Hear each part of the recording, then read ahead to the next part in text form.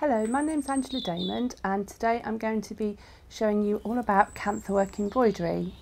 Kantha work has been used in India since about 500 years ago, and in India it really was started to be a thrift craft, because what they would do in India is they would use the saris. So saris would be used for clothing, and then once they'd been used they would layer three up and they'd be used for bedding. And in fact what they used to do in India is, I have some silk here, they would layer up their silk and then they would tease out the threads from the silk, and they would use this stranded silk to stitch through their Kantha work. So Kantha work was done in all different patterns and all different colours as well. What you would normally get with Kantha work is lots of traditional nature, so you might get plants, animals, things like that. And this is one that I've done with my own work. This is woad dyed. Woad was a plant used for dyeing 10,000 years ago, and I do a lot of woad dyeing because it was grown in the area where I live. This work here is a hare, and it's traditional Kantha work because it's the running stitch. And here, if you can see, there is a running stitch moon. This is slightly puffed up. I intended it to be this way.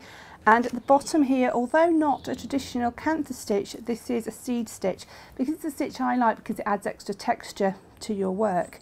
This actually is on an old doily, an old tray cloth, so a vintage tray cloth this one was on. So this essentially is a whole cloth piece of fabric with the Kantha work done on top of it.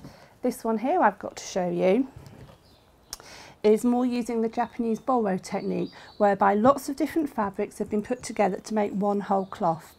And this is interesting because there are different techniques of Kantha work on here, because if you look here there is a running stitch, and it's actually a wrapped running stitch because after the running stitch I've woven another thread up and down the stitch to give me a secondary pattern here.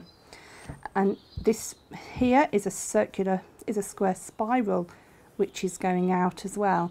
And you know, there is an image of a bird here. So Kantha work covers all of this because Kantha work really is basically a running stitch, and it's what you do with the running stitch and how you use different thicknesses of thread that give you all of these techniques on here.